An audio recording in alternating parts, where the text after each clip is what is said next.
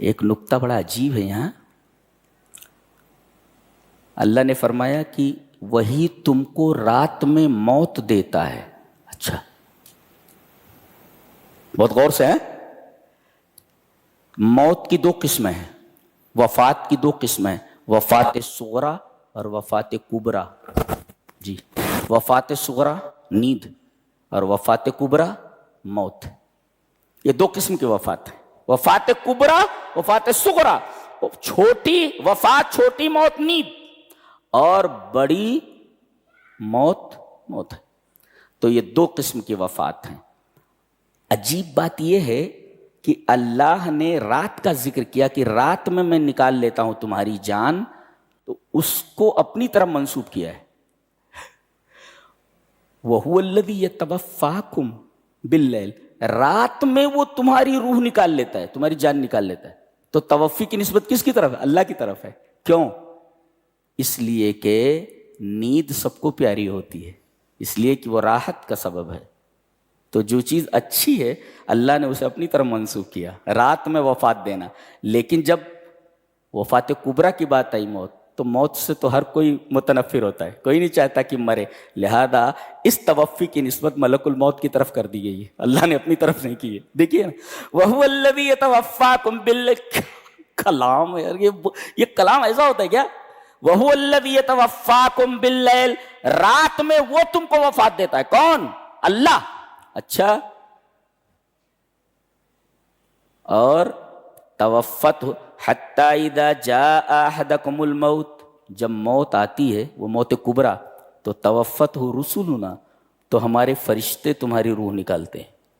اس لیے کہ نیند سب کو پیاری ہوتی ہے, وہ راحت کا سبب ہے. اور اس چیز سے, اس موت سے سب کو نفرت ہوتی ہے کہ موت نہیں آنی چاہیے. لہذا جس چیز سے نفرت تھی وہ منسوب کر دی گئی ملک الموت اور ان کے ساتھیوں سے, اور جو چیز راحت کا سبب تھی, جو وفات, اسے اللہ نے اپنی طرف منسوب کیا ہے. اس کا مطلب خیر کو اللہ کی طرف منسوب کیا جائے, اور الشر لا ينسب الی اللہ, شر کی نسبت اللہ کی طرف نہیں کی جاتی. یہ بہت حیرت انگیز بات یہاں کہی گئی ہے.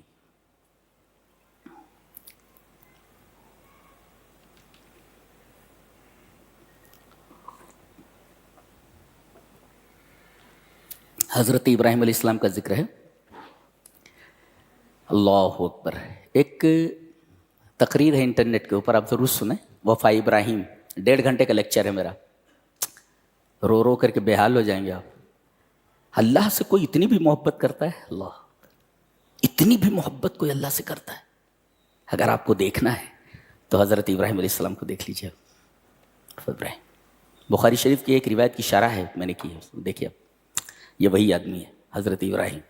وَإِذْ قَالَ إِبْرَاهِيمُ لِأَبِيهِ آزَرَ تَتَّخِذُ أَصْنَامًا آلِهَةً, جب ابراہیم نے اپنے باپ آزر سے کہا کیا تم بتوں کو معبود بناتے ہو, بتوں کو معبود بناتے ہو؟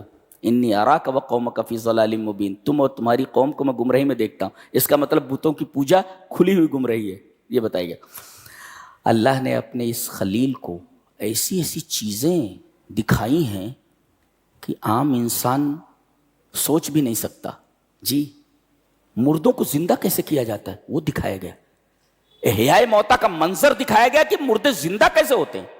وہ 4 پرندوں کو سدھا کر کے ان کے اوپر احیاء اور اماتت کا جو ہے لازمہ لایا گیا اس کے اوپر. جی, یہاں اللہ فرما رہا ہے ہم نے ابراہیم کو آسمان اور زمین کا ملکوت دکھایا. ملکوت ایک ہوتا ہے ملک, بادشاہت, ایک ہوتا ہے ملکوت. ملک اور ملکوت میں کیا فرق ہے؟ مل فرق بین الملک والملکوت, ملک اور ملکوت کے درمیان کیا فرق ہے؟ ملک ما تشاہدہ بعینک, جسے آپ اپنی آنکھوں سے دیکھ سکیں. جی, اور ملکوت ما وراء ما تشاہدہ بعینک, جو آپ اپنی آنکھوں سے نہ دیکھ سکیں اس کو ملکوت بولتے ہیں. اللہ تبارک و تعالی نے اپنے اس نبی کو, ابراہیم کو, ملکوت کا مشاہدہ کرایا. مفسرین نے لکھا ہے کہ ملکوت کا کیا مطلب؟ العجائب والغرائب الموجودات فی السماوات والارض, آسمانوں اور زمینوں میں جو عجیب و غریب چیزیں ہیں جو عام طور پر کوئی دیکھتا ہی نہیں ہے نہ دکھایا جاتا ہے, اللہ تبارک و تعالی نے اپنے خلیل کو دکھایا ہے. یہ ابو الانبیاء ہے، تمام انبیاء کے باپ ہیں، یہ بہت بڑی فضیلت ہے ان کی جی۔ آگے قرآن حکیم میں 25 پیغمبروں کا نام ہے تقریباً، جن میں 18 پیغمبروں کا نام یہاں ذکر کیا گیا ہے نام بنام۔ 25 پیغمبروں کا نام ہے جن میں 18 کو ایک ساتھ یہاں ذکر کیا گیا۔ دیکھیے وَتِلْكَ حُجَّتُنَا آتَيْنَاهَا إِبْرَاهِيمَ عَلَىٰ قَوْمِهِ نَرْفَعُ دَرَجَاتٍ مَّن نَّشَاءُ إِنَّ رَبَّكَ حَكِيمٌ عَلِيمٌ وَوَهَبْنَا لَهُ إِسْحَاقَ وَيَعْقُوبَ كُلًّا هَدَيْنَا وَنُوحًا هَدَيْنَا مِن قَبْلُ وَمِن ذُرِّيَّتِهِ دَاوُودَ وَسُلَيْمَانَ وَأَيُّوبَ وَيُوسُفَ وَمُوسَىٰ وَهَارُونَ وَكَذَٰلِكَ نَجْزِي وَزَكَرِيَّا وَيَحْيَىٰ وَعِيسَىٰ وَإِلْيَاسَ كُلٌّ مِّنَ الصَّالِحِينَ وَإِسمَاعِيلَ وَالْيَسَعَ وَيُونُسَ۔ 18 پیغمبروں کا نام ذکر کرنے کے بعد کہا گیا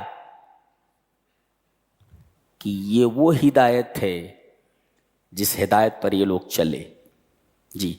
وَلَوْ أَشْرَكُوا، اگر یہ پیغمبر بھی ہمارے ساتھ شرک کرتے تو ان کے سارے اعمال ضائع ہو جاتے۔